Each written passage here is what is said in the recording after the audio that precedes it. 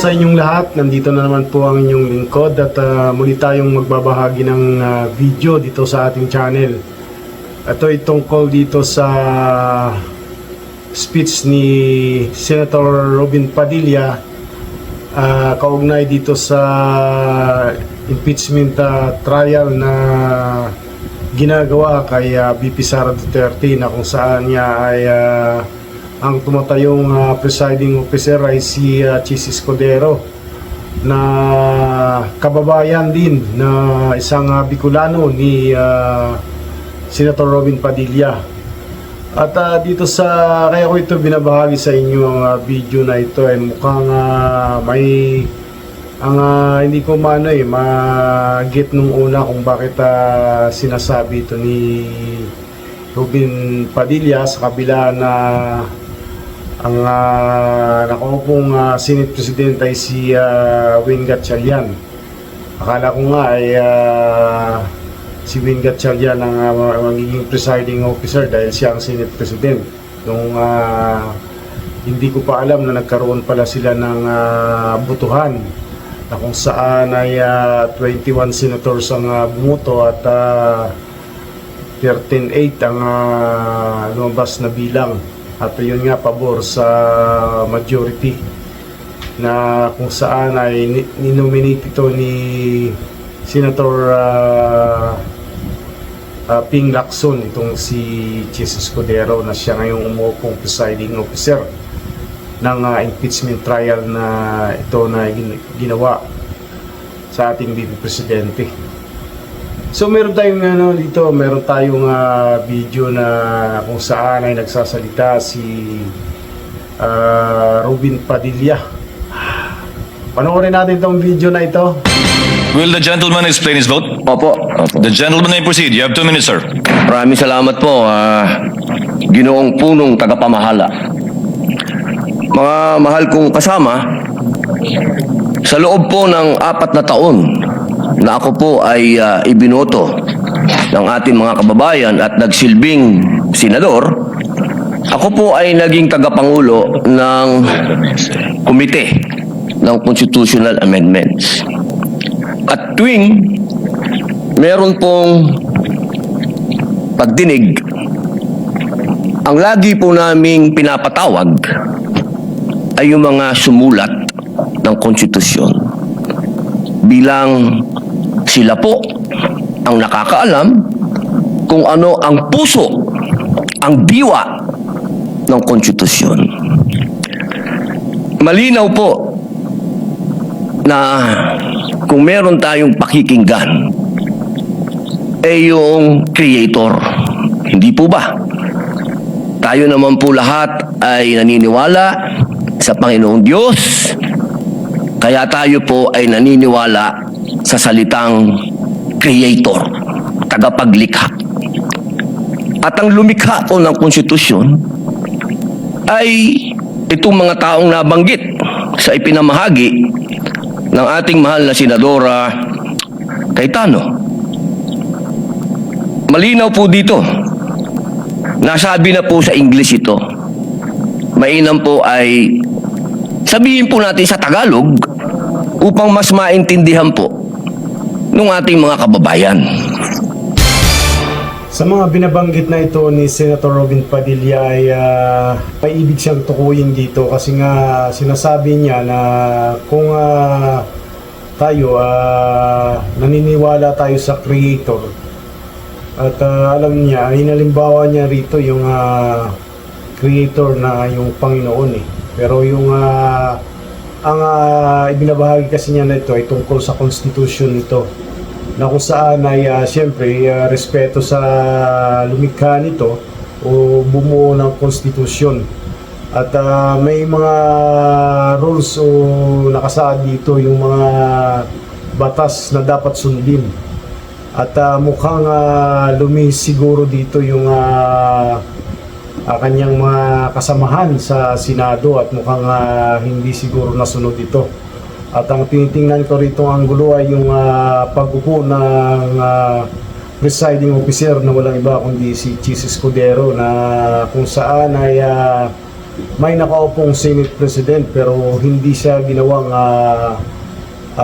presiding officer ng impeachment na ginagawa para kay VP Sara Duterte.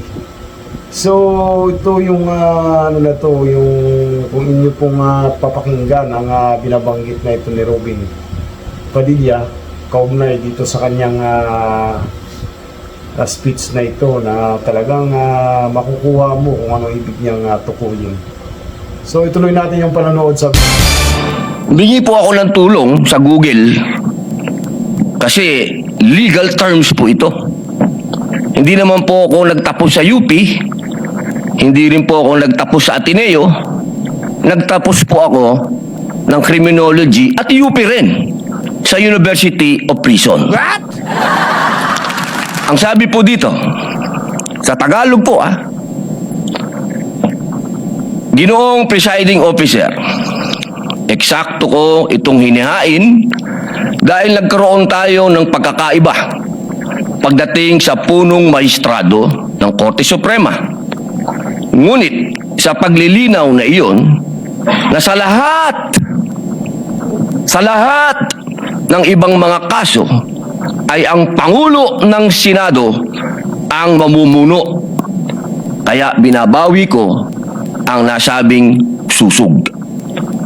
Ang nagsabi po nito ay ang dating Justice Davide. Ngayon, mga mahal kong kasama at sa ating po mga taga-subaybay, ang batas po ay precise. Hindi po ito pwedeng iba-ibahin o baluktutin. Kung ano ang sinabi lalo ng saligang batas ay sana po ay panghawakan natin. Ngayon, sa loob po ng 4 na taong ko dito, lagi pong sinasabi yung tradisyon.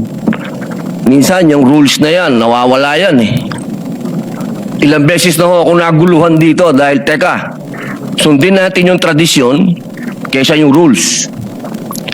2 beses na po nagkaroon ng impeachment. Yung unang impeachment, ang nag-preside ay yung Chief Justice, yung kay Pangulong Estrada. Yung sumunod po, nandito na po ako nun. Ang nag-preside ay ang mahal na Bicolanong kaibigan ko, Senador Chis Escudero. Yun po kasi yung nasasabi sa saligang batas at tradisyon. Yun na po yung nangyari.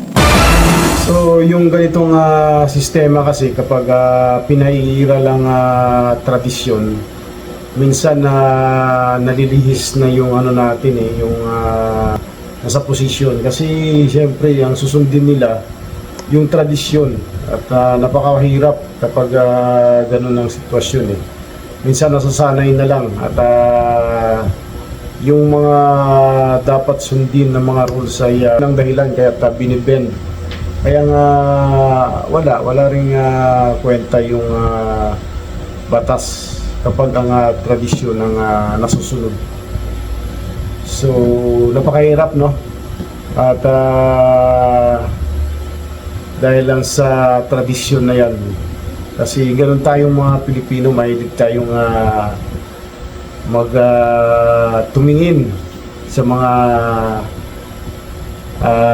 nakaraan at yun ang isang malaking dahilan kaya minsan ang batas natin ay nawawala sa tamang direksyon.